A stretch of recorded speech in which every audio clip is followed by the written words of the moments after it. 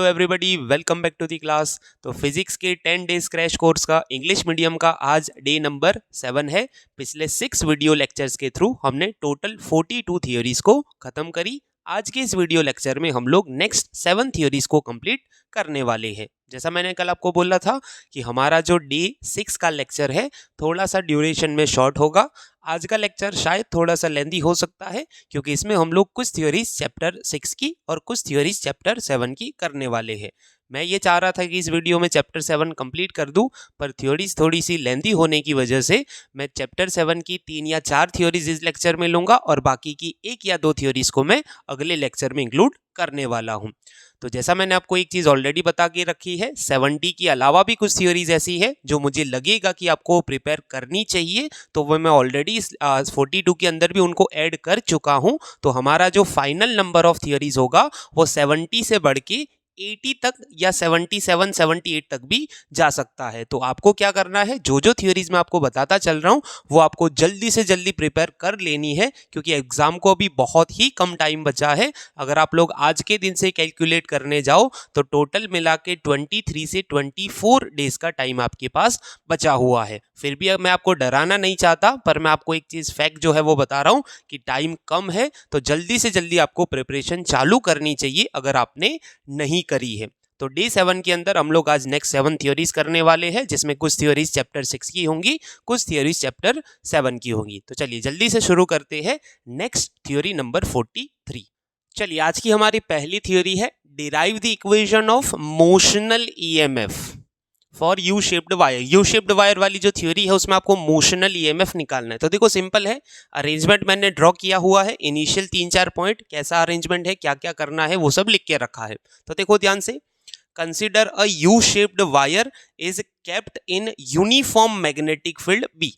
एक ये U shape का वायर है। अभी ये पी क्यू वाला जो बीच में दिख रहा है उसको भूल जाओ, ये यू शेप का वायर है। इसको ये जो क्रॉस दिख रहा है वो एक यूनिफॉर्म मैग्नेटिक फील्ड भी है। क्रॉस का मतलब क्या होता है, इनवर्ड्स। आप एरो को देखते हो ना, एरो को अगर आप लोग आपकी तरफ आता हुआ बाहर की तरफ ऐसे दिखोगे तो आपको डॉट दिखेगा, पीछे से दिखोगे तो क्या समझना है, क्रॉस। क्रॉस का मतलब होता है इनवर्ड्स मैग्नेटिक फील्ड है और वो यूनिफॉर्म है।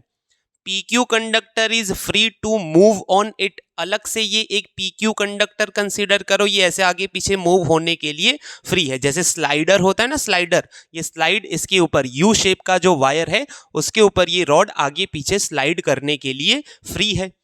Length of PQ is L and side QR is X। ये जो PQ है उसकी लेंथ है स्मॉल l, QR जो साइड है उसकी लेंथ है स्मॉल x। यानी अभी ये जो एरिया बन रहा है PQRS वो क्या बनेगा, L इंटू x। तो वही लिखा है, the area enclosed by PQRS is area is equal to L into x। अच्छा, अगर ये कोई एरिया कवर कर रहा है और उसमें से कोई फील्ड लाइन पास हो रही है तो हमने बोला था कि हियर फ्लक्स थ्रू PQRS। तो फ्लक्स का फॉर्मूला क्या होता है, BA cos theta, B dot A जिसको लिखते हैं। अभी मैंने आपको बोला था कि कोई भी सरफेस का area normal to the surface होता है आउटवर्ड्स। अभी इसका आउटवर्ड्स ऐसे लेने की जरूरत नहीं है, मैंने बोला था फील्ड की डायरेक्शन में आप लेना ताकि फ्लक्स का आंसर पॉजिटिव आए। तो फील्ड अंदर की तरफ है और ये एरिया जो है इसका ये जो सरफेस है PQRS, यानी ये जो लूप बन रहा है PQRS, उसका एरिया भी मुझे अंदर की तरफ ही लेना है क्योंकि मुझे फ्लक्स का आंसर क्या चाहिए, पॉजिटिव। मैंने बोला था ना, क्लोज सरफेस में नॉर्मल टू दी सरफेस ऐसे भी हो सकता है और ऐसे भी हो सकता है, पर आपको कौन सा वाला लेना है, तो आपको लेना है जहां फील्ड की डायरेक्शन हो वो डायरेक्शन में एरिया लो ताकि cos 0 की वैल्यू 1 हो जाए। तो B और एरिया कितना, L इंटू एक्स। ये कितना, L इंटू एक्स। cos 0 की वैल्यू तो 1 है, तो ये इनिशियल आपका फ्लक्स है। अच्छा, अभी क्या करना है कि अगर आप लोग इसको, ये रॉड को अंदर ऐसे v वेलोसिटी से मोशन कराना चालू करोगे तो ये जो एरिया कवर हो रहा है वो कम हो जाएगा। मतलब समझो कि कुछ इस तरीके का अरेंजमेंट है। अभी मेरे पास 3-4 मार्कर है तो मैं समझा देता हूं अरेंजमेंट कुछ, चलो आप समझ लो, कुछ तो है नहीं इधर। मान लो कि आपका अरेंजमेंट कुछ इस तरीके का है, U यहां पे जो लगा है। अच्छा, अब इसको 1 मिनट समझ लेते हैं। चलो मैं ऐसे पकड़ता हूं, मान लो कि आपका ये U शेप बन रहा है ऐसे, ठीक है। यहाँ पे ये U, मेरा हाथ है, एक रॉड है, ये U बन रहा है, ठीक है। यहाँ पे ये स्लाइडर रखा है। अभी जो एरिया कवर हो रहा है यहाँ पे, ये एरिया अभी कवर हो रहा है, अगर मैं इसको अंदर शिफ्ट करना चालू करूँ तो अंदर जो एरिया एनक्लोज हो रहा है वो धीरे धीरे कम होता जाएगा। ये यू शेप है, यहाँ पे अगर मैंने PQ रखा, अगर मैं इसको अंदर मूव करूंगा तो एरिया धीरे धीरे क्या होता जाएगा, कम होता जाएगा। और एरिया कम होगा, एरिया कम होगा तो जो फ्लक्स पास हो रहा है वो भी क्या होगा, उसमें से कम होगा। तो अभी मैं क्या लिखूंगा कि now PQ moves with velocity v inwards, या फिर टूवर्ड्स लेफ्ट, ऐसा लिखते हैं, टूवर्ड्स लेफ्ट।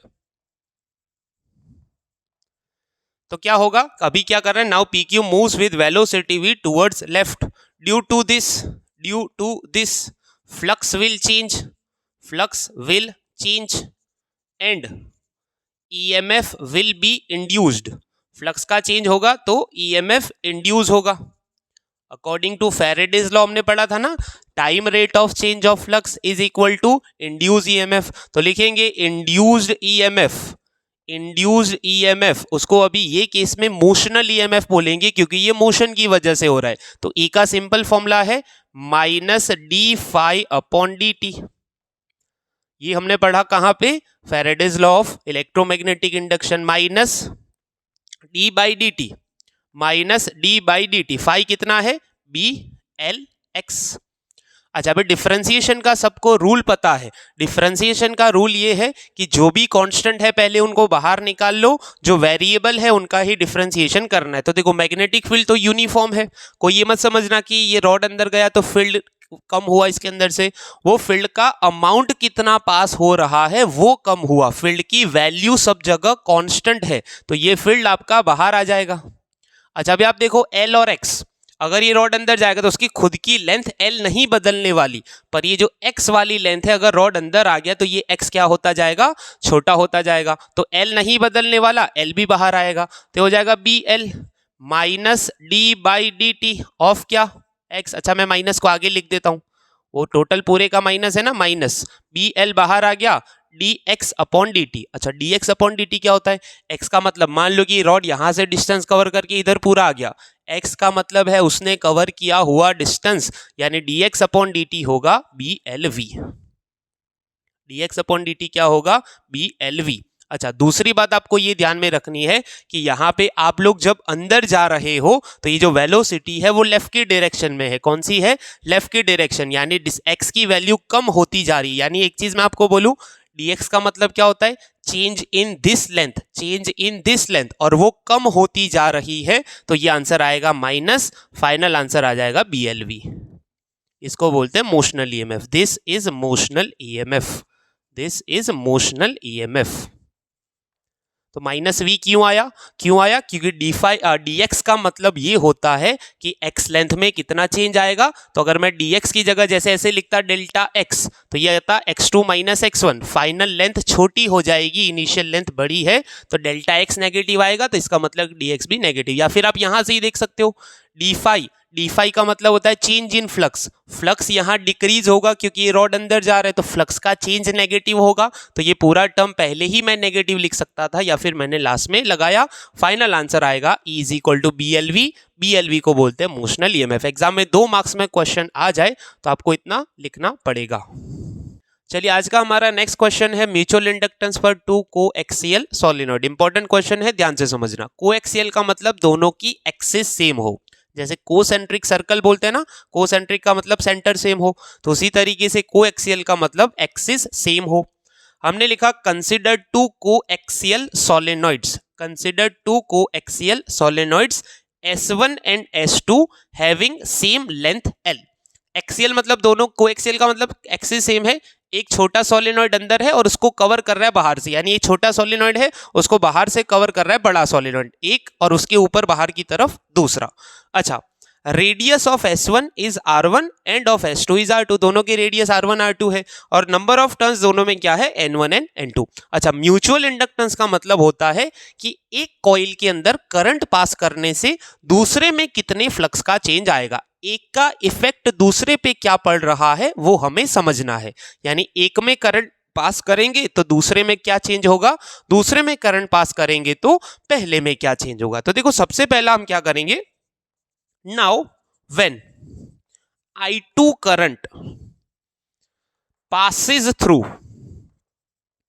S2।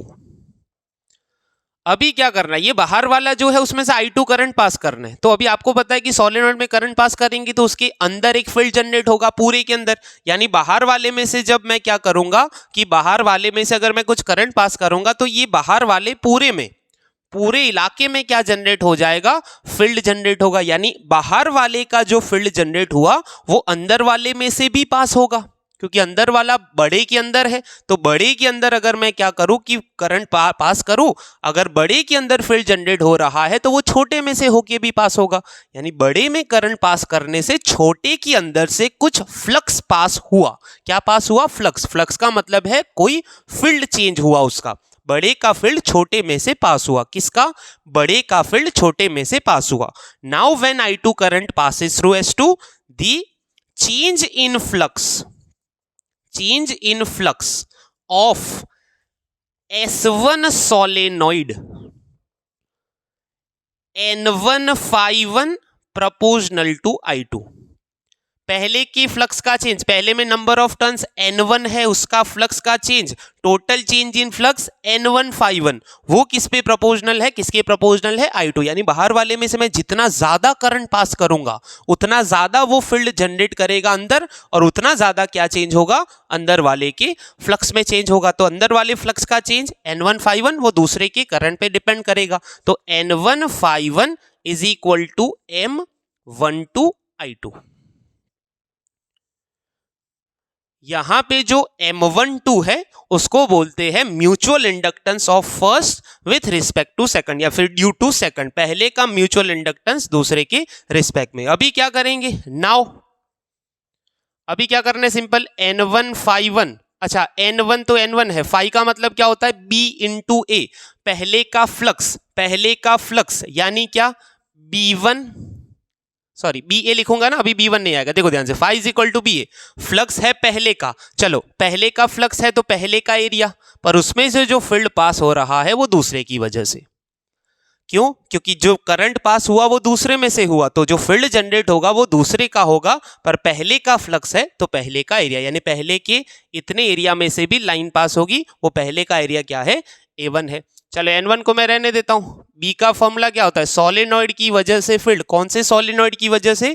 बड़े सोलेनॉइड की वजह से अंदर मैग्नेटिक फील्ड। तो वो क्या होता है? म्यू0 Ni अपॉन L। N कौन सा?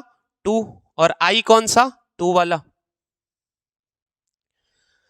क्यों N2? क्योंकि दूसरे फील्ड का, दूसरे सोलेनॉइड का मैग्नेटिक फील्ड है, क्योंकि करंट दूसरे में से पास किया है। पीछे क्या आएगा? पहले का एरिया पाई R1 स्क्वायर। क्या आएगा? पाई R1 स्क्वायर। अच्छा, अभी मुझे एक चीज पता है, मैं यहां पे क्या अरेंज कर सकता हूं? म्यू0 N1 N2 I2 pi R1 square upon L। अच्छा, अभी मुझे एक चीज पता है कि now small n is equal to capital N upon L। तो कैपिटल N क्या होगा? Small n into L। तो यहां कैपिटल N की जगह मैं क्या लिख दूंगा? N1 phi1 is equal to mu naught, capital N1 है तो small n1 L, capital N2 है तो small n2 L, I2 pi R1 square L। Simple, कुछ भी नहीं किया। Capital N is equal to small n into L। तो capital N1 क्या है? Small n1 L। Capital N2 क्या है? Small n2 L। एक L कैंसिल होगा तो N1 phi1 का फॉर्मूला क्या मिलेगा? म्यू0 N1 N2 pi R1 square L I2। मैंने I2 को पीछे लिख दिया, इसको लिख देते हैं इक्वेशन नंबर 3। किसी को हमने, अच्छा इसको 1 दिया है ना, तो इसको हम लोग 2 देंगे, ठीक है।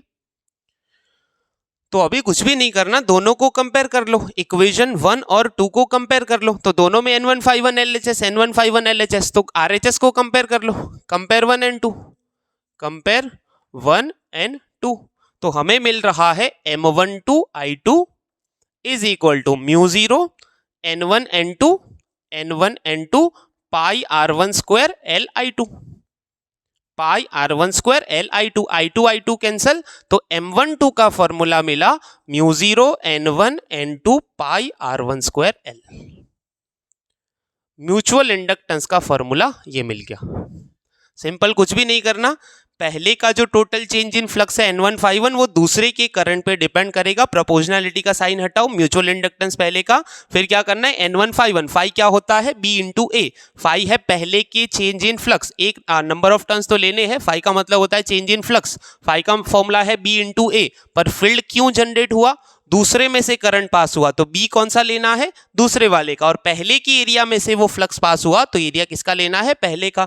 ये फील्ड है सोलेनॉइड का, तो म्यू जीरो एन आई अपॉन एल, कैपिटल एन का आंसर लेके आएंगे, फिर उसको स्मॉल एन में कन्वर्ट करके ये आएगा, कंपेयर करेंगे आगे वाले से तो क्या मिलेगा हमें, mu zero N1 N2 pi R1 square L. तो ये आधा हुआ है अभी, इसी तरीके से M21 भी हमें निकालना बाकी है। चलिए अभी क्या करना है कि अभी अंदर वाले में से करंट पास करना है। देखो मैंने बोर्ड पे लिख के रखा है क्योंकि मुझे क्या करना पड़ेगा कि मुझे बस साइनिंग ही चेंज करना है, 1 का 2 जहां चाहिए, 2 का 1 जहां चाहिए, तो मैं आपको समझाता चलूंगा और जो जो चेंज करने जैसा है वो करेंगे। तो अभी लिखेंगे क्या कि when I1 current passes through solenoid, I1 current passes through solenoid S1, change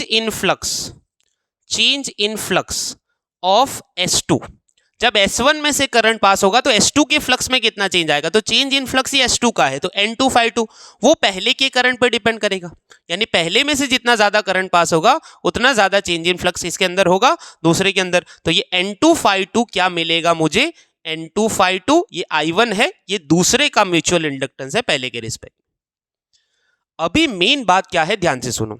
जब हमने बाहर वाले में से, चलो मैं ये क्या कर रहा हूं कि मेरे पास ये दो सोलेनॉइड है ना, एक सोलेनॉइड ये बड़ा वाला और उसके अंदर ये क्या है छोटा वाला, ये बड़ा वाला और ये क्या है छोटा वाला, ठीक है। अगर मैं उसको सामने से देखूंगा, क्रॉस सेक्शन देखूंगा, तो इसका क्रॉस सेक्शन मुझे कुछ ऐसा लगेगा कि बड़ा सोलेनॉइड बाहर है, छोटा सोलेनॉइड अंदर है, ये बाहर वाला बड़ा है, छोटा सोलेनॉइड अंदर है।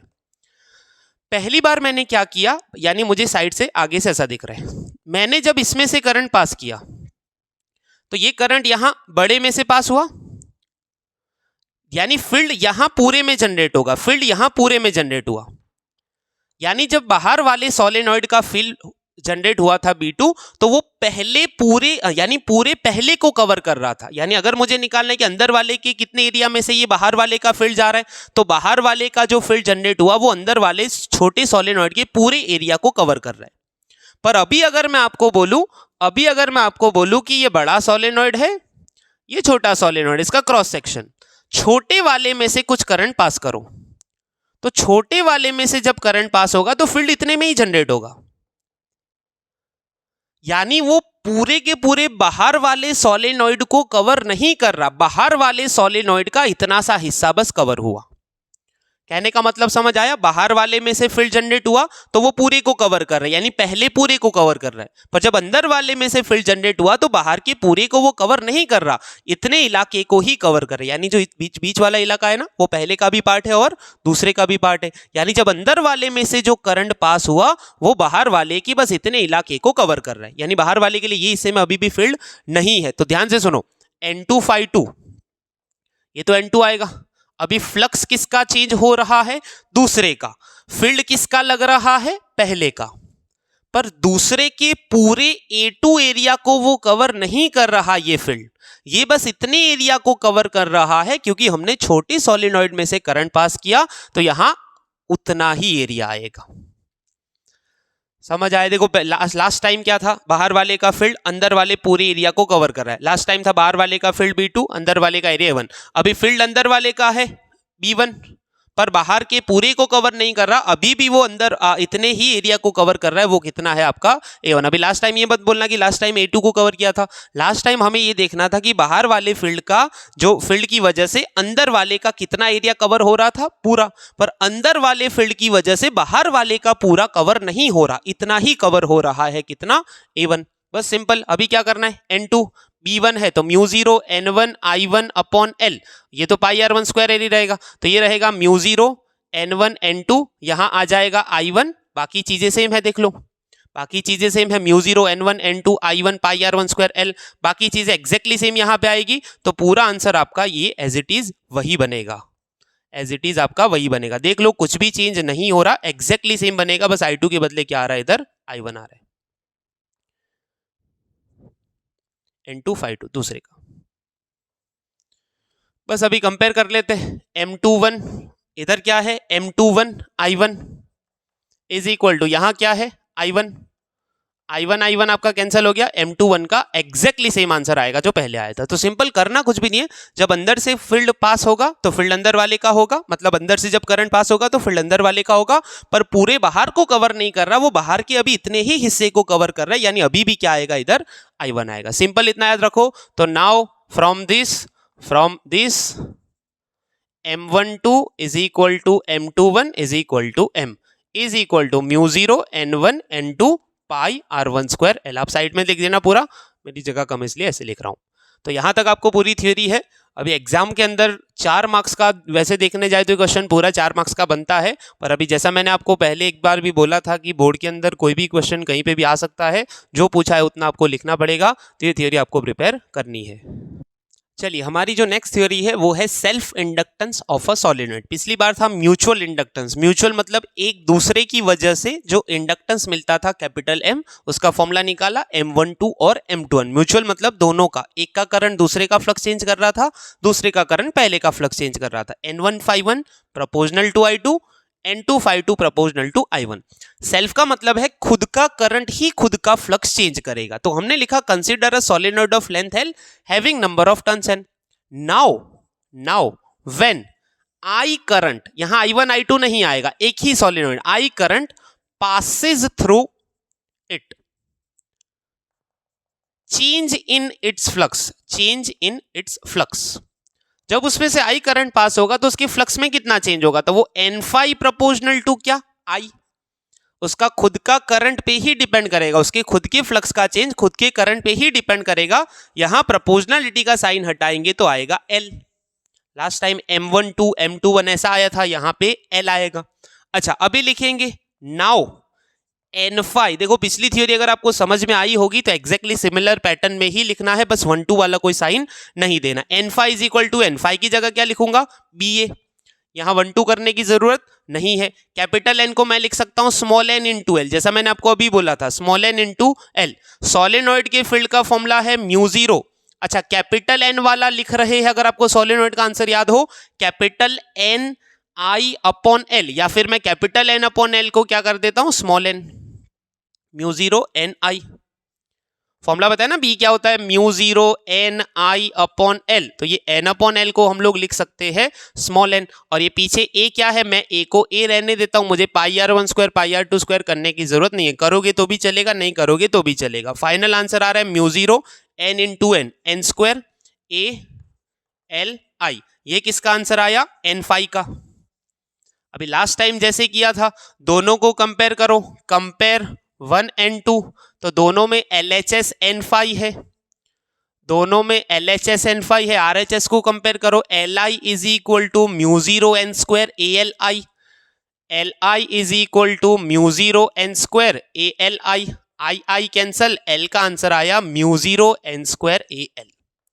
अगर आपको याद हो, पिछली बार आंसर आया था μ0, यहां N स्क्वायर है तो वहां आया था N1 N2, A है तो उधर आया था पाई R1 स्क्वायर, और L की जगह क्या आया था, L आया था। तो ये हुआ आपका सेल्फ इंडक्टेंस का आंसर। अच्छा, अभी क्या कर सकते हो, here if relative permeability, here for relative permeability, अगर मेरे पास मान लो कि रिलेटिव परमिएबिलिटी गिवन है, तो रिलेटिव का फॉर्मूला होता है μr is equal to mu by μ0।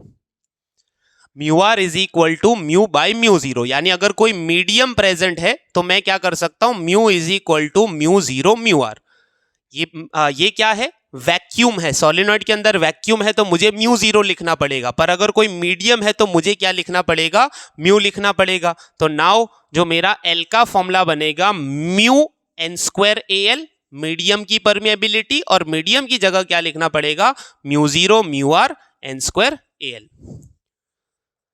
Self inductance का थ्योरी यहां तक है, एग्जाम में क्वेश्चन आए तो आपको इतना लिखना पड़ेगा। चलिए, हमारी नेक्स्ट थ्योरी है energy stored in an inductor. Inductor में कितनी एनर्जी स्टोर होगी उसका डेरिवेशन है, ये थ्योरी मोस्ट इंपॉर्टेंट है, इसको बहुत अच्छे से प्रिपेयर करना।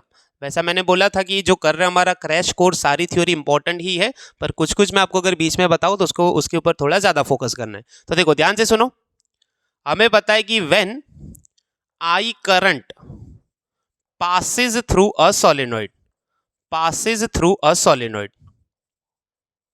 Induced EMF, induced EMF.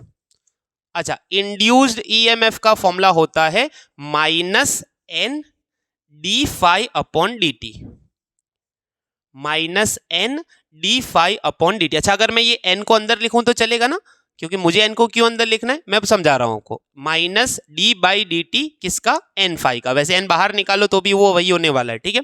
अच्छा, हमें एक रिलेशन पता है, सेल्फ इंडक्टेंस में हमने एक फॉर्मूला निकाला, minus d by d t, N phi is equal to L I निकाला. N phi is equal to L I, N one phi one, N phi proportional to I, N phi is equal to L I. तो अगर मैं L common निकाल लेता हूं तो ये answer आएगा अंदर D I upon D T. ये किसके बराबर, माइनस मतलब ये किसके बराबर, induce EMF minus L D I upon D T. अच्छा, इसका मैग्नीट्यूड अगर मैं लिखूंगा तो ये मिलेगा L D I upon D T. इसको मैं देता हूं इक्वेशन नंबर 1. क्या देता हूं मैं इसको, इक्वेशन नंबर 1. इंड्यूस ईएमएफ मिला. अच्छा, नाउ पावर, पावर का फॉर्मूला होता है P is equal to I V. Power का मतलब होता है पर यूनिट सेकंड कितना वर्क हुआ या फिर कितनी एनर्जी खर्च हुई. तो पावर की जगह चलो मैं एक और टर्म लिखता हूं, वोल्टेज को मैं ईएमएफ लिख सकता हूं ना, वोल्टेज को मैं क्या लिख सकता हूं, ईएमएफ. पावर का मतलब होता है D W upon D T, work done per unit time. Work done per unit time का मतलब होता है power, is equal to I. EMF कितना है, L D I upon D T. कितना है, L D I upon D T. अच्छा, D T cancel करो, D W is equal to I L D I. Equation number 2. अभी मुझे छोटा सा वर्क मिला डी डब्ल्यू, टोटल वर्क निकालना है. Total work, total work will be equal to energy stored. जो टोटल वर्क होगा उसके अंदर करंट चेंज करने में, यानी जब करंट पास होगा उसके अंदर से, तो जो मैग्नेटिक फील्ड जनरेट होता है, इंडक्शन होता है, इंड्यूस ईएमएफ, वो सारी चीजें करने में, यानी टोटल वर्क होगा आपका, वो उसके अंदर एनर्जी के फॉर्म में स्टोर होगा. तो उसके लिए दोनों साइड इंटीग्रेशन करो, डी डब्ल्यू इंटीग्रेशन आई एल डी आई. अच्छा, डी डब्ल्यू का डब्ल्यू, एल इंटीग्रेशन से बाहर आएगा क्योंकि कांस्टेंट है, I D I, I D I. और इंटीग्रेशन का रूल है, पावर में एक ऐड करो, नई पावर से डिवाइड करो, एल. आई का क्या हो जाएगा, आई स्क्वायर बाय 2. तो इसको हम लोग लिख सकते हैं 1/2 एल आई स्क्वायर. ये हो गया वर्क, और जो वर्क था उसी को हमने क्या बोला, एनर्जी. तो लास्ट पॉइंट लिख देंगे, this energy will be stored in form of magnetic energy. कौन से फॉर्म में स्टोर होगी, मैग्नेटिक एनर्जी. तो सोलेनॉइड के अंदर जो एनर्जी होती है वो मैग्नेटिक एनर्जी की फॉर्म में स्टोर होती है. सिंपल ईएमएफ का मैग्नीट्यूड निकालो, पावर वर्क, एनर्जी का मतलब होता है वर्क डन, वर्क डन की जगह क्या लिखेंगे, पावर. पावर मतलब होता है work done per unit time, EMF होता है L D I upon D T. यहाँ से डी डब्ल्यू निकालेंगे, इंटीग्रेशन करेंगे, वर्क मिलेगा टोटल, और जो टोटल वर्क है वही आपका स्टोर्ड एनर्जी के बराबर है. कौन से फॉर्म में होती है, मैग्नेटिक एनर्जी. तो यहाँ तक लिखना पड़ेगा, पूरे मार्क्स मिलेंगे. चलिए, हमारी जो नेक्स्ट थ्योरी है वो है AC voltage applied to a resistor. अभी यहां से हमारा चैप्टर नंबर 7 चालू हो रहा है. ऐसी टोटल हमारे पास 3 थ्योरीज है, AC voltage applied to resistor, AC voltage applied to inductor, AC voltage applied to capacitor. वो तीनों आज हम लोग ये लेक्चर में खत्म करेंगे. नेक्स्ट लेक्चर में हम लोग एलसीआर और फिर उससे आगे देखेंगे. तो पहली हमारी मतलब चैप्टर 7 की पहली और आज की हमारी चौथी थ्योरी है AC voltage applied to a resistor. देखो, एक चीज समझ लो, इसमें जो पहली 3 थ्योरी है सबका पैटर्न सिमिलर है. पैटर्न का मतलब है कि पहले डायग्राम करना है, फिर वोल्टेज के बारे में लिखना है, फिर करंट निकालना है, फिर ग्राफ करना है, उसका फेजर ड्रॉ करना है, और उसका फिर पावर निकालना है. तो आप अच्छे से समझ लीजिए, एक पहली समझ लेंगे तो बाकी समझ में आने लगेगी. तो देखो, AC voltage applied to resistor मतलब हमारे पास एक रेजिस्टर आर है, उसके ऊपर हमने एक एसी वोल्टेज अप्लाई किया है, एसी. अच्छा, अभी पहला पॉइंट क्या लिखेंगे, यही लिखेंगे, consider an AC voltage applied to a resistor. AC voltage applied to a resistor. चलो, ये जो अप्लाइड वोल्टेज है वो कितना, अप्लाइड एसी वोल्टेज कितना, तो अप्लाइड एसी वोल्टेज का एक फॉर्मूला होता है V is equal to Vm sine omega t. अच्छा, ये स्मॉल v है, कैपिटल में मत लिखना, स्मॉल अल्फाबेट में लिखना। v is equal to Vm sine omega t, यानी हमने जो एसी वोल्टेज लगाया वो साइन फंक्शन के अकॉर्डिंग चेंज होता है। एसी में पता है ना वो कांस्टेंट नहीं होता, ठीक है। अच्छा, ये जो लगाया वो किसको मिलेगा? रेजिस्टर को मिलेगा। तो लिखेंगे voltage across a resistor, voltage across a resistor. तो रेजिस्टर के अक्रॉस वोल्टेज होगा IR। करंट और वोल्टेज मैं स्मॉल में लिख रहा हूं क्योंकि ये चैप्टर में कैपिटल V और I का मतलब होता है RMS, जो आगे जाके हम लोग पढ़ेंगे। अप्लाइड है Vm sine omega t, resistor को मिला IR, यानी जो अप्लाइड है वही किसको मिलेगा? रेजिस्टर को, क्योंकि दूसरी कोई चीज नहीं है इधर जो वोल्टेज यूज करे। आप बताओ, लगाया हमने जितना AC Vm sine omega T, वही किसको मिलेगा? रेजिस्टर के IR के बराबर। तो लिखेंगे here IR is equal to क्या? Vm sine omega t. अगर मुझे I निकालना है तो R को नीचे ले लो, I is equal to Vm upon R sine omega t. तो यहां पे जो Vm अपॉन R है मैं उसको बोल देता हूं Im। मुझे करंट का फॉर्मूला मिला Im साइन ओमेगा टी, यानी मेरा जो वोल्टेज का फॉर्मूला था अप्लाइड वो था Vm sine omega T, current का फॉर्मूला है Im साइन ओमेगा टी। अभी आपने एक वर्ड सुना होगा फेज। फेज का मतलब होता है एंगल। यहां साइन के पीछे कितना एंगल है? Omega T. यहां भी साइन के पीछे कितना एंगल है? Omega t. तो यहां हम लोग एक पॉइंट लिखेंगे कि phase difference between current and voltage is zero. Zero का मतलब है दोनों सेम एंगल पे इनिशियली, यानी अगर मैं टाइम जीरो रखता हूं तो इसकी वैल्यू अगर मान लो जीरो मिल रही है तो इसकी भी जीरो मिलेगी, यानी सेम टाइम पे मैक्सिमम, सेम टाइम पे मिनिमम, सेम टाइम पे जीरो। अभी क्या करना है? ग्राफ ड्रॉ करना है, ध्यान से देखना।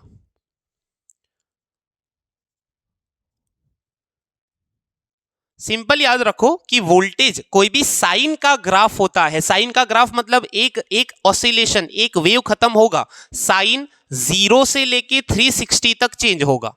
0, 90, 180, 270, 360। साइन 0 की वैल्यू है 0, साइन 90 है +1, 180 है 0, 270 है -1, 360 है 0। यानी साइन किसी के भी फंक्शन के किसी भी वैल्यू के पीछे अगर साइन ओमेगा टी यानी साइन थीटा लगा है, अगर वो एक ऑसिलेशन खत्म करेगा तो उसकी वैल्यू 0 से पहले मैक्सिमम +1 बनेगी, फिर 0, फिर -1 मिनिमम, यानी नीचे की तरफ मिनिमम बनेगी और वापस क्या बनेगी? 0। यानी सिंपल, अभी मैं देखो सिंपल अगर समझा दूं आपको तो वोल्टेज का ग्राफ किसी भी चीज के लिए, यानी तीनों कंपोनेंट L के लिए, C के लिए, R के लिए, अभी हम लोग जब पढ़ेंगे वोल्टेज का ग्राफ ये होता है। इसमें ये वैल्यू को बोलते हैं मैक्सिमम Vm, इसको बोलते हैं -Vm, यानी वोल्टेज की वैल्यू साइन के अकॉर्डिंग चेंज हो रही है। अभी करंट की भी देखो, वो भी साइन के अकॉर्डिंग चेंज हो रही है। और हमने बोला कि phase difference between voltage and current is zero. Phase difference का मतलब दोनों सेम टाइम पे जीरो पे होंगे, सेम टाइम पे मैक्सिमम, सेम टाइम पे जीरो, यानी यहां पे ये लाइंस को मैच करना है। करंट का जो ग्राफ बनेगा कुछ इस तरीके से बनेगा, यानी करंट की मैक्सिमम वैल्यू भी यहां पे ही मैक्सिमम बनेगी Im, और यहां जब ये -Vm है तभी ये -Im। दोनों साथ पे जीरो बने, साथ पे जीरो पे खत्म हुए, साथ में जीरो से चालू हुए थे। तो ये हो गया आपका रेजिस्टर के लिए, यानी AC voltage apply to resistor के लिए ग्राफ। इसका फेजर ड्रॉ करना है। फेजर कैसे करना है ध्यान से देखना। अभी फेजर डायग्राम कैसे करना है, तो आप क्या करो, कोई भी एक पॉइंट यहां पे चूज कर लो, टाइम का कोई भी एक पॉइंट ले लो। मैं ये ले लेता हूं, ये टाइम पे करंट कितना है, यानी जो छोटा वाला ग्राफ है ना, देखो ऑलवेज करंट का ग्राफ वोल्टेज से छोटा मिलेगा, क्योंकि यहां पे Im है ना। यहां पे अगर आपको एक पॉइंट लिखना है तो आप लिख सकते हो, यहां पे आपको एक पॉइंट लिखना है तो लिख सकते हो। मैं बाजू में लिख देता हूं, where Im is equal to Vm upon R। या Im को हमने किसकी जगह लिखा? Vm अपॉन R, यानी Vm को R से डिवाइड करने पे Im मिल रहा है, यानी Im का ग्राफ छोटा होगा। फेजर में क्या करना है, एक पॉइंट चूज करो, इसको यहां करंट, ये पॉइंट पे करंट कितना है, तो करंट आपका इतना है, ये वैल्यू का, उसको लेफ्ट में एक्सटेंड करो। यही पॉइंट पे वोल्टेज मेजर करो तो वोल्टेज का ग्राफ ऊपर है, वोल्टेज आपका इतना है।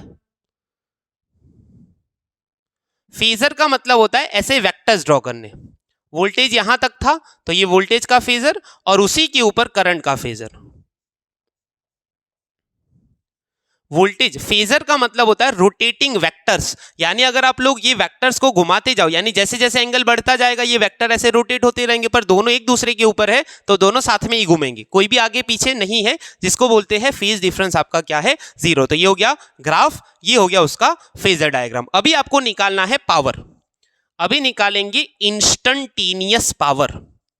इंस्टंटेनियस पावर, पावर का सिंपल फॉर्मूला होता है IV, इंस्टंटेनियस यानी किसी भी टी टाइम के ऊपर, PT I क्या है, IM sine omega T, V क्या है, VM sine omega t, I क्या है, IM sine omega T, V क्या है, VM साइन ओमेगा टी। अच्छा अगर मैं इसको मल्टीप्लाई करूं तो IM VM आगे लिख दूंगा, sine omega t sine omega t क्या बनेगा, sine square omega t. Instantaneous power का फॉर्मूला ये मिला, सिंपल है ना, कुछ भी नहीं करना। Applied voltage VM sine omega t, resistor का वोल्टेज IR, दोनों को कंपेयर कर दो, I का फॉर्मूला मिलेगा IM sine omega T, IM किसकी जगह लिखा, VM upon R। Graph draw करना है ये वाला, फेजर दोनों के बीच का फेज डिफरेंस जीरो, मतलब दोनों को जीरो से चालू करो, दोनों सेम जगह मैक्सिमम, वापिस जीरो, सेम जगह मिनिमम और सेम पॉइंट पे वापस खत्म होंगे। फेजर का मतलब होता है ये rotating vector. Instantaneous power IV IM sine omega T, VM sine omega T, IM VM हो जाएगा sign square omega T. Average power during one cycle, अब ये थोड़ा सा समझने वाला है। Average power during one cycle, average power during one cycle, तो एवरेज पावर का फॉर्मूला क्या होता है, तो ये आपको सीधा याद रखना है, 1/t integration 0 to t, one cycle का मतलब 0 से t, इंस्टंटेनियस का इंटीग्रेशन करने। जब भी साइन कॉस वाले किसी भी ये फंक्शन का जब आपको एवरेज निकालना है एक साइकिल पे, तो आपको लिमिट लगानी पड़ेगी 0 से t। 0 से t का मतलब होता है एक टाइम पीरियड के लिए उसका इंटीग्रेशन कर रहे हैं, इंटीग्रेशन करना है पर एक टाइम पीरियड के लिए, यानी एक साइकिल के लिए। इंस्टंटेनियस जो PT मिला उसका इंटीग्रेशन करो, आगे लगाना है 1/t। अभी आपको टेक्स्ट बुक में नीचे लिख के दिया, ये कहां से आया उससे हमें कोई मतलब नहीं है। एवरेज निकालना है तो 1/t, इंस्टंटेनियस का इंटीग्रेशन करो। चलो ये 1/t इंटीग्रेशन किसका करना है, तो वो करना है इंस्टंटेनियस का, IM VM sign square omega t का। किसका करना है, IM VM sign square omega t का करना है, किसके साथ, dt। अभी IM VM तो कांस्टेंट है, IM VM कांस्टेंट का मतलब इसकी मैक्सिमम वैल्यू तो ऑलवेज कांस्टेंट रहेगी, क्योंकि यानी मतलब आप जितनी भी बार ये ग्राफ को आगे ड्रॉ करो मैक्सिमम वो यहां तक ही जाएगा और वोल्टेज का मैक्सिमम इधर तक ही जाएगा। देखो ये I और V कांस्टेंट नहीं है, ये इंस्टंटेनियस वोल्टेज और करंट है, पर उसमें जो VM है IM है वो कांस्टेंट है, यानी ग्राफ आप जितनी भी बार करो वो IM और VM उधर तक ही जाएगा जितना पहली बार गया था। करंट हर एक पॉइंट पे बदलता रहता है, वोल्टेज हर एक पॉइंट पे बदलता रहता है, पर उनकी जो मैक्सिमम वैल्यू है वो हर बार उतनी की उतनी मिलेगी। यानी IM VM कांस्टेंट है, उनको बाहर निकाल लो, divide by t, integration 0 to t sine square omega t dt। अभी साइन का इंटीग्रेशन तो माइनस कॉस होता है, पर साइन स्क्वायर का सीधा नहीं होगा, आपको उसको ट्रिग्नोमेट्री इक्वेशन से कंपेयर करके मतलब उसको कन्वर्ट करना पड़ेगा 1 minus cos 2 omega t by 2। देखो यहां पे कौन सा ट्रिग्नोमेट्री लगा, तो एक ट्रिग्नोमेट्री इक्वेशन होता है sine square theta is equal to 1 minus cos 2 theta divide by 2। Theta को आप ओमेगा टी लेके चलो, sine square omega t is equal to 1 minus cos 2 omega t divide by 2। अच्छा तो ये बना, ये 2 को बाहर निकाल ले, IM VM अपॉन 2t। अभी इंटीग्रेशन करना बाकी है, किसका करना है, 1 minus cos 2 omega t dt। यानी मेरे पास अभी टोटल दो टर्म्स है, एक 1 है और एक cos 2 ओमेगा टी है, दोनों का इंटीग्रेशन करना है dt के साथ। यानी मैं दोनों को अलग अलग लिखूंगा, IM VM अपॉन 2t बड़े ब्रैकेट में इंटीग्रेशन 0 से t 1 का dt के साथ करो, माइनस इंटीग्रेशन 0 से t cos 2 ओमेगा टी का dt के साथ करो। सिंपल है, दोनों का अलग अलग इंटीग्रेशन, 1 का इंटीग्रेशन 0 से t dt, बीच में है माइनस cos 2 ओमेगा टी का 0 से t इंटीग्रेशन dt के साथ। एक चीज अभी सिंपल याद रखो, साइन और cos, sine theta cos theta, sine 2 theta cos 2 theta, अगर आप उसका इंटीग्रेशन कर रहे हो 1 साइकिल के लिए तो ये आंसर आता है 0। इंटीग्रेशन का मतलब होता है उनकी वैल्यूज का सम। मैं आपको बोलूं कि कॉस, जैसे मैंने बोला साइन का इंटीग्रेशन करो 0 से 360, तो उनकी जो वैल्यूज है उसका अगर आप लोग सम करोगे ना तो आंसर 0 आएगा। चेक कर लो, 0 + 1 0 -1 0, तो ये आंसर क्या आएगा?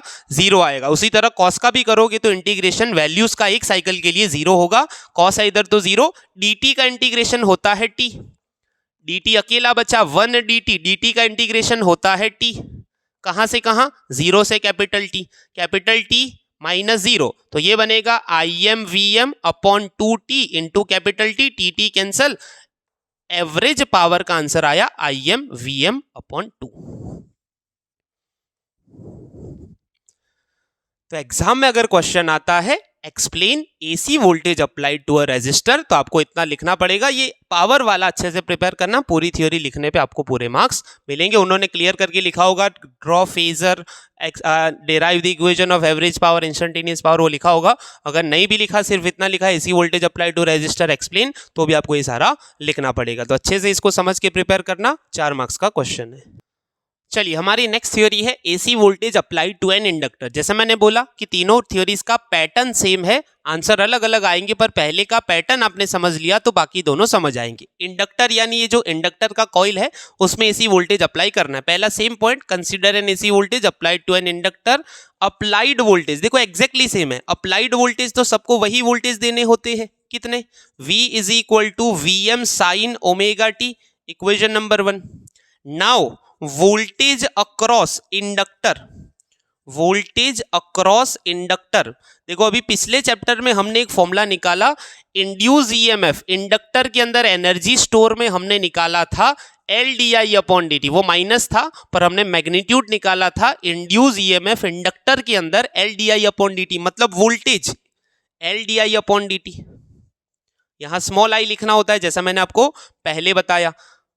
अभी क्या करना है, दोनों का वोल्टेज कंपेयर करो, यानी जो अप्लाइड है वही इंडक्टर के अक्रॉस होगा, क्योंकि जो अप्लाई किया है वही इंडक्टर को मिलेगा। Now LdI/dt = Vm sin omega t। मुझे I निकालना है। देखो लास्ट टाइम इधर IR था तो सीधा मैंने I को कंपेयर कर, I को सब्जेक्ट बना लिया था, इधर DI को सब्जेक्ट बनाऊंगा। DI = Vm sin omega t। अच्छा, ये dt सामने जाएगा, इधर ये L नीचे आएगा, डिवाइड बाय L।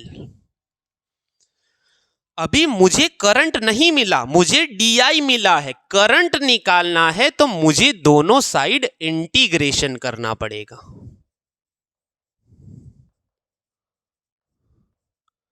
यानी मुझे लास्ट टाइम सीधा I मिला था, अभी DI मिला है, तो I लाने के लिए दोनों साइड इंटीग्रेशन। वैसे भी इधर मल्टीप्लाई में dt का मतलब क्या होता है? इंटीग्रेशन। DI का तो इंटीग्रेशन I हो जाएगा।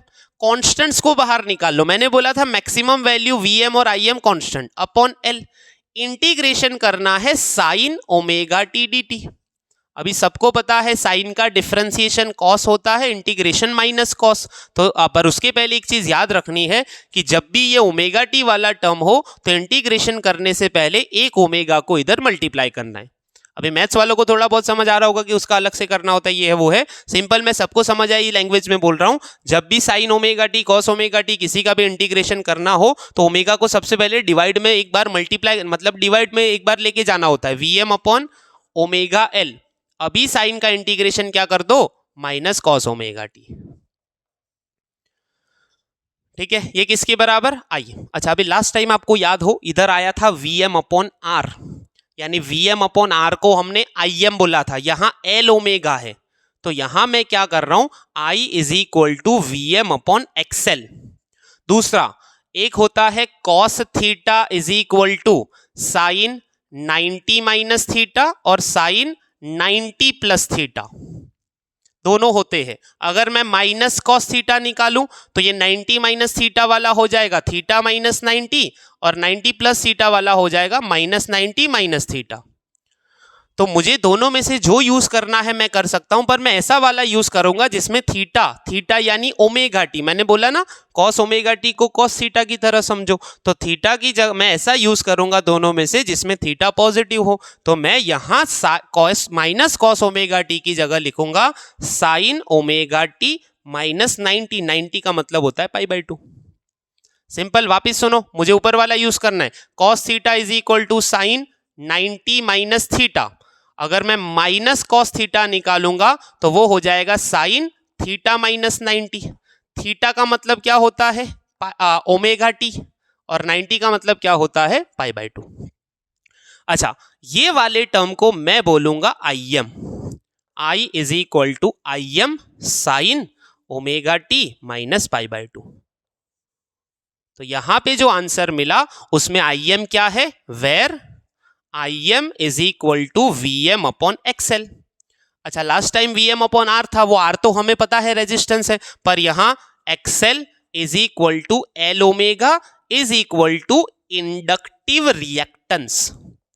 इसको क्या बोलते हैं, इंडक्टिव रिएक्टेंस। वो एक तरीके का आप समझो कि इंडक्टर का रेजिस्टेंस है। एक्सेल का मतलब होता है इंडक्टिव रिएक्टेंस। तो यहां तक हुआ करंट का फॉर्मूला। अभी ग्राफ करना है, फेजर करना है, इंस्टेंटेनियस करंट, एवरेज करंट, जो सीक्वेंस थी वही, ठीक है। पर अभी एक चीज समझो, जो वोल्टेज लगाया उसमें साइन के पीछे है ओमेगा टी, और जो करंट आया उसमें साइन के पीछे है omega t minus pi by 2। यानी इसमें जो एंगल है उसके कंपेयर इसका जो एंगल है पाई बाय 2 जितना छोटा है। ओमेगा टी है इसमें है omega t minus pi by 2। यानी इसमें मान लो कुछ भी एंगल है उससे ये वाला पाई बाय 2 जितना कम है। तो यहां पे मैं लिखूंगा here phase difference between current and voltage is minus pi by 2 where current पीछे है कि आगे है। तो करंट आपका पीछे है, वोल्टेज आपका आगे है। तो मैं क्या बोलूंगा, पीछे का मतलब है इसका एंगल जो कुछ भी है उसके कंपेयर इसका एंगल माइनस पाई बाय 2 जितना, यानी पाई बाय 2 जितना छोटा है। वेर करंट पीछे का मतलब होता है लैग करना, lags voltage by pi by 2। अगर मैं इसको ऐसे लिखना चाहूं कि वोल्टेज करंट से क्या है, तो मैं लिखूंगा voltage leads current by pi by 2। Voltage आगे है तो उसको बोल सकते हैं पाई बाय 2 जितना आगे है, लीड कर रहा है। करंट का बोल रहे हैं तो करंट लैग कर रहा है। अभी ग्राफ ड्रॉ करना है और फेजर। देखो ग्राफ में हमें अभी एक चीज पता है कि करंट और वोल्टेज में फेज सेम नहीं है। यानी जब ये एंगल जीरो होगा, ओमेगा टी को जीरो मान लो, तो ये होगा जीरो माइनस पाई बाय 2। यानी वो जहां पे होगा उससे ये पाई बाय 2 जितना पीछे होगा। अभी वोल्टेज का ग्राफ तो ऐसा ही मिलता है, हमने पहले ही बोला। इसमें ये वैल्यू प्लस वीएम है, ये वैल्यू माइनस वीएम। जब भी दो चीजों का यानी दो क्वांटिटीज का ग्राफ एक पे ही प्लॉट करना हो, अगर दूसरा वाला पाई बाय 2 जितना पीछे है तो उसको नीचे से चालू करो। जब ये जीरो पे से चालू होगा, ये नीचे से, जब ये मैक्सिमम पे पहुंचा तब जाके ये इधर पहुंचेगा।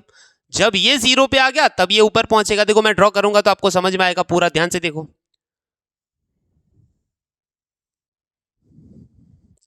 इसको ड्रॉ करना थोड़ा सा ध्यान से करना, ठीक है।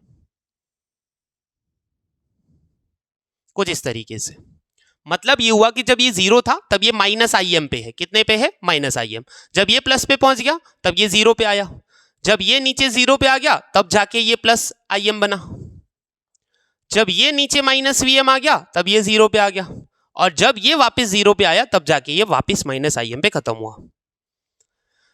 यानी इसको बोलते हैं पाई बाय 2 जितना फेज डिफरेंस। जो क्वांटिटी पीछे हो उसको नीचे से चालू करो, इतना आपको याद रखना है। इसका फेजर ड्रॉ करना है। फेजर मैंने बोला था क्या करना है, कोई भी एक पॉइंट चूज करो, उसके लिए करंट और वोल्टेज की वैल्यू डिसाइड करो।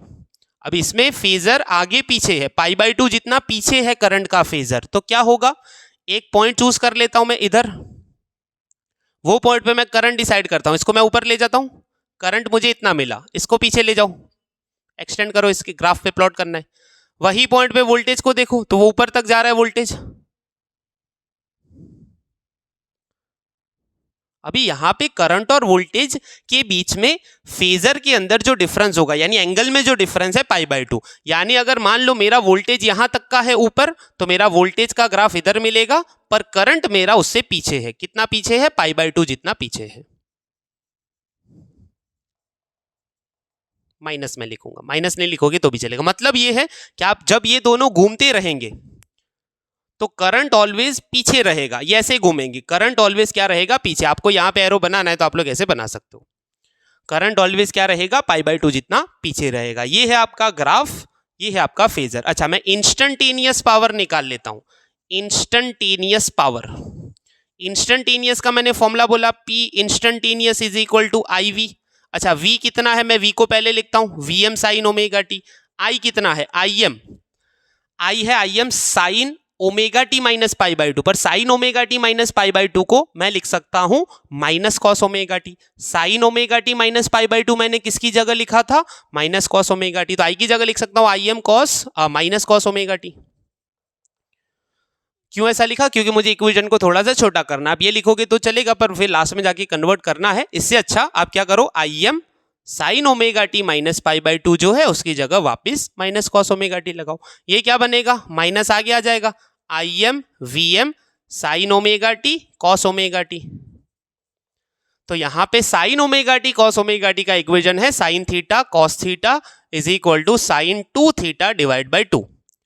साइन थीटा की जगह sine omega t cos omega t is equal to sine 2 omega t divide by 2। तो ये बनेगा minus Im Vm sine 2 omega t divide by 2। ये बन गया इंस्टेंटेनियस पावर का फॉर्मूला। तो अभी मैंने आपको बोला था कि इंस्टेंटेनियस के बाद एवरेज निकालना, अभी मैं साइड में हटता हूं ताकि स्क्रीनशॉट ले ले और लास्ट में एवरेज निकाल लेते। चलिए, लास्ट हमारा average power during one cycle. Average power during one cycle, during one cycle. तो क्या करना है, मैंने बोला था एवरेज में क्या करना है, 1/t इंटीग्रेशन 0 से t, किसका, इंस्टेंटेनियस का इंटीग्रेशन कर लो। चलो 1/t इंटीग्रेशन 0 से t, इंस्टेंटेनियस क्या है, minus Im Vm sine 2 omega t divide by 2। Constants को बाहर निकालो, माइनस Im Vm, ये 2 भी बाहर आएगा, 2t, अंदर बच रहा है 0 से t साइन 2 ओमेगा टी, और पीछे dt है, लिखना रहेगा इधर। तो अभी मैंने जस्ट आपको बोला साइन थीटा कॉस थीटा या sine 2 theta cos theta. Last time इधर कॉस वाला एक टर्म था, लास्ट टाइम था 1 माइनस कॉस 2 ओमेगा टी। तो कॉस 2 ओमेगा टी जैसे 0 हुआ था वैसे ये भी 0 होगा। फाइनल आंसर आपका आएगा 0। यानी इंडक्टर के ऊपर जब आप एसी वोल्टेज अप्लाई करो तो एक साइकिल का जो एवरेज पावर होता है वो 0। रेजिस्टर में कितना आया, Im Vm अपॉन 2, मैक्सिमम के टर्म में आंसर था, RMS के टर्म में उसको IV भी लिख सकते हैं। यहां पे एवरेज पावर क्या निकल के आया, वन साइकिल का 0। तो ये सीक्वेंस आपको मेंटेन करनी है।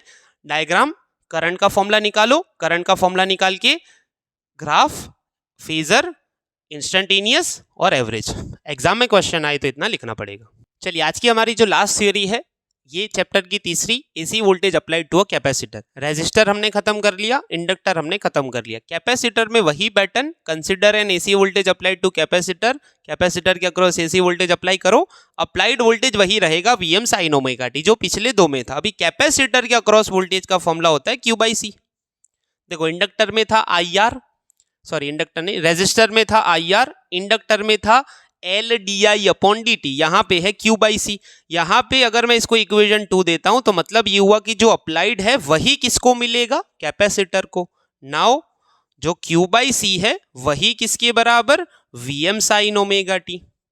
अच्छा, अभी आपको याद हो रेजिस्टर में IR आया था तो आपने I को सब्जेक्ट बना लिया, इंडक्टर में LdI अपॉन dt आया था तो आपने di को सब्जेक्ट बना लिया। इधर तो I है ही नहीं, इधर आपको Q को सब्जेक्ट बनाना पड़ेगा। Q is equal to C Vm sine omega t. अभी मुझे तो I चाहिए, यहां Q मिल रहा है, तो आपको एक फॉर्मूला पता है कि now I is equal to dq upon dt। Chapter 3 याद आया, instantaneous current dq upon dt, यानी इसका डिफरेंशिएशन करो Q का तो करंट मिलेगा d बाई dt। Q क्या है, Q है हमारा C Vm sine omega t.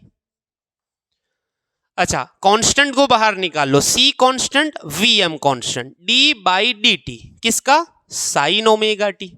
अभी मैंने आपको बोला था कि जब आप लोग इंटीग्रेशन करो तो ओमेगा को डिवाइड में लेके जाना है, उसी तरह डिफरेंशिएशन करने से पहले ये ओमेगा को पहले आगे मल्टीप्लाई करना पड़ेगा। ये याद रखो, सीधा सबके लिए सिंपल लैंग्वेज, डिफरेंशिएशन में ओमेगा मल्टीप्लाई करो, इंटीग्रेशन में ओमेगा से डिवाइड करो, तो ये बन जाएगा ओमेगा C Vm, साइन का डिफरेंशिएशन होगा कॉस। अच्छा, कॉस को मैं क्या लिख सकता हूं, तो कॉस को मैं लिख सकता हूं साइन 90 प्लस थीटा। अभी मैं 90 माइनस थीटा नहीं लिखूंगा क्योंकि मुझे थीटा प्लस में चाहिए। 90 प्लस थीटा यानी theta plus 90, cos theta is equal to sine 90 plus theta. या फिर मैं लिख सकता हूं साइन थीटा प्लस 90। थीटा का मतलब होता है ओमेगा टी और 90 क्या होता है, पाई बाई 2। तो cos theta is equal to sine omega t plus pi by 2। अच्छा, यहां वीएम को मैं ऊपर रहने देता हूं। अगर मैं ये सी ओमेगा को डिनोमिनेटर में लेके जाऊंगा तो मुझे उसको ऐसे लिखना पड़ेगा, ओमेगा सी या सी ओमेगा।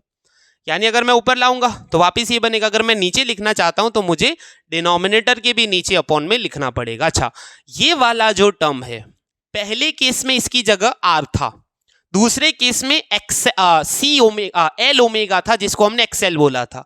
यहां 1/c ओमेगा है तो इसको मैं बोल देता हूं X C sine omega t plus pi by 2, और इसको हमने बोला था आई एम, एक्सएल था, इस बार है आई M sine omega t plus pi by 2। यानी इस बार आई एम की जगह क्या है आपका, वी एम अपॉन एक्सी। तो लिखेंगे इधर where I M is equal to V M upon X C. X C क्या है, किसकी जगह एक्स सी लिखा, 1/c ओमेगा, 1/c ओमेगा। इसको बोलते हैं कैपेसिटिव रिएक्टेंस। क्या बोलते हैं, कैपेसिटिव रिएक्टेंस। अभी ध्यान से देखो, वोल्टेज के फॉर्मूला में पीछे ओमेगा टी था कुछ एंगल, इसमें है omega t plus pi by 2। मतलब इस बार करंट ये ओमेगा टी है, इधर ओमेगा टी से आगे है पाई बाई 2 जितना। तो यहां पे लिखेंगे phase difference between voltage and current, voltage and current is pi by 2, where current इस बार क्या कर रहा है, तो करंट पाई बाई 2 जितना आगे है, where current leads voltage, current lead कर रहा है, leads voltage by pi by 2। Current voltage से आगे है तो लीड कर रहा है, लास्ट टाइम पीछे था तो लिखा लैग कर रहा है। चलो वही सीक्वेंस में पहले ग्राफ ड्रॉ करेंगे और फिर हम लोग यहां पे उसका फेजर ड्रॉ करेंगे। तो ग्राफ कैसे करना है, सिंपल, हर बार क्या करो, वोल्टेज का ग्राफ ऐसे ड्रॉ कर लो, वोल्टेज का ग्राफ ऐसे एग्जैक्टली ड्रॉ कर लो, क्योंकि वोल्टेज का formula VM sine omega t ही है, ये प्लस वीएम ये माइनस वीएम। अभी आप देखो, लास्ट टाइम यहां माइनस पाई बाई 2 था तो मैंने बोला करंट पीछे है तो उसको नीचे से चालू करो, इस बार प्लस है मतलब करंट आगे है तो उसको ऊपर से चालू करो। बस सिंपल, जब ये ऊपर जाएगा तो करंट इधर आएगा, जब ये हुआ तो यहां तक आएगा, और जब ये हुआ इधर आएगा और लास्ट में वापस अपनी जगह। यानी ग्राफ कुछ ऐसा बनेगा, देखो मैं ड्रॉ करूंगा तो पूरा क्लियर हो जाएगा। यानी यहां पे जो वैल्यू है प्लस आई एम से चालू होगी, 0 माइनस आई एम, और ये वापस क्या होगा, प्लस आई एम। यहां पे इसको बोलते हैं करंट आगे होना, कितना, पाई बाई 2 आगे है तो ऊपर से चालू करें। चलो एक पॉइंट हम लोग चूज कर लेते हैं, एक पॉइंट मैं यहां पे चूज कर लेता हूं। ये पॉइंट पे मेरा करंट कितना है, तो ये पॉइंट पे करंट मेरा इतना है यहां तक का, और यही पॉइंट पे वोल्टेज कितना है, तो इतना है। अभी मुझे पता है कि करंट मेरा फेज में आगे है, यानी करंट मेरा आगे ड्रॉ करना है और वोल्टेज मेरा बड़ी लेंथ का पर पीछे ड्रॉ करना है। ये है phi is equal to pi by 2। Simple, यहां तक का हुआ ग्राफ और फेजर। अभी एवरेज करंट और इंस्टेंटेनियस करंट निकालते हैं। चलिए अभी निकालते हैं इंस्टेंटेनियस करंट। इंस्टेंटेनियस करंट, तो इंस्टेंटेनियस का फॉर्मूला, करंट कहां बोल रहा हूं मैं, power, instantaneous power, sorry, power का फॉर्मूला है किसी भी टी टाइम के ऊपर आई वी। अच्छा, वी तो क्या है, V M sine omega t. I जो था आपका I M sine omega t plus pi by 2। Sine omega t plus pi by 2 को मैं लिख सकता हूं वापिस कॉस ओमेगा टी, पता है ना, क्योंकि कॉस ओमेगा टी की ही जगह हमने लिखा था sine omega t plus pi by 2। अच्छा, इसको अभी ऐसे लिख सकते हैं, I M V M sine omega t cos omega t. देखो मैंने ऊपर लिख के रखा है, लास्ट टाइम भी यही आया था, बस आगे माइनस था। Sine theta cos theta, sine omega t cos omega t, sine 2 omega t by 2 या फिर साइन 2 थीटा बाई 2। ये बनेगा I M V M sine 2 omega t divide by 2। ये बना इंस्टेंटेनियस पावर। एग्जैक्टली पिछले वाले जैसा है, बस आगे माइनस था तो पिछले वाले का आंसर 0 आया था, इसका आंसर भी 0 आएगा। Average power during one cycle, average power during one cycle. तो एवरेज पावर P एवरेज निकलेगा 1/T integration 0 to T instantaneous का इंटीग्रेशन। एग्जैक्टली सेम है 1/T 0 to T, PT हमारा क्या है Im Vm sine 2 omega T divide by 2 dt। चलिए Im Vm by 2 को common निकालो, Im Vm by 2T integration 0 से T किसका साइन 2 ओमेगा T dt। और जैसा मैंने आपको बोला sine 2 omega t cos 2 omega t का आंसर इंटीग्रेशन 1 साइकिल के लिए 0 आएगा। तो average power during 1 cycle for AC voltage applied to a capacitor is 0। तो यहाँ पे हमारी आज की थ्योरीज खत्म होती है। चैप्टर 7 की हमने 3 थ्योरीज देखी, अभी 2 और देखनी है, LCR और ट्रांसफॉर्मर। तो यहाँ पे हमारा आज का 7th डे खत्म होता है। होप कि आपने लेक्चर को एंजॉय किया होगा। नोट्स अच्छे से संभाल के रखना, एग्जाम में आपको कुछ भी नहीं करना, ये चीज़ें बस छाप के आना है। छाप के आना है मतलब कुछ थ्योरी मान लो कि अभी मान लो लास्ट के 4-5 दिन बचे हैं और प्रिपेयर नहीं हो रही, तो मैं बोल रहा हूँ रट लो इसको, रट लो। मतलब ये कर लिया तो समझ लो आप फेल तो हो ही नहीं सकते बिल्कुल। कुछ बच्चे ऐसे होंगे जिनकी प्रिपरेशन बहुत कम है, अभी तो आज 25 दिन बाकी है। मान लो कोई लास्ट में सब मेंबरशिप लेके फिर लास्ट के 4 दिन देखेगा तो उतना टाइम नहीं होगा। तो मैं बोल रहा हूँ इसको किसी भी तरीके से इतना तो प्रिपेयर कर ही लो ताकि आप लोग एटलीस्ट पास हो जाओ। बाकी बहुत सारे बच्चे ऐसे होंगे जिनका टारगेट थोड़ा सा बड़ा है, तो उनके लिए भी ये थ्योरीज उतनी ही हेल्पफुल है जितनी बाकियों के लिए है। तो इतनी चीज़ें सबसे पहले प्रिपेयर करनी है। कुछ बच्चे ऐसे हो जिनकी ये 70 थ्योरीज हो जाए, उसके बाद अगर टाइम बचता है तो और थ्योरीज भी प्रिपेयर कर सकते हैं। तो मिलते हैं नेक्स्ट लेक्चर में, तब तक के लिए पढ़ते रहिए। Thank you very much.